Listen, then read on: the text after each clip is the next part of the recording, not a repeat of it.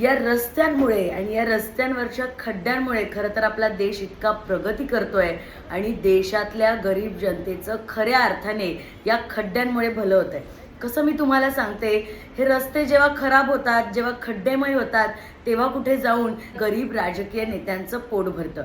बरं, हे रस्ते खराब झाल्यावरती जे गरीब बिल्डर आहेत त्यांना टेंडर मिळतं, त्यांची पोटं भरली जातात. या रस्त्यांवरील खड्ड्यांमुळे अपघात होतात, त्याच्यामुळे ज्या ह्या ऑटोमोबाईल्स कंपन्या आहेत, ह्या ज्या गॅरेज वगैरे आहेत, त्यांचं कुठेतरी भलं होतं, कल्याण होतं. आणि सगळ्यात महत्त्वाचं म्हणजे या खड्ड्यांमुळे जेव्हा आपल्या सर्वसामान्य जनतेचं नुकसान होतं, अपघात होतात, तेव्हा मात्र या गरीब डॉक्टरांचं, गरीब हॉस्पिटल्सचं खूप कल्याण होतं.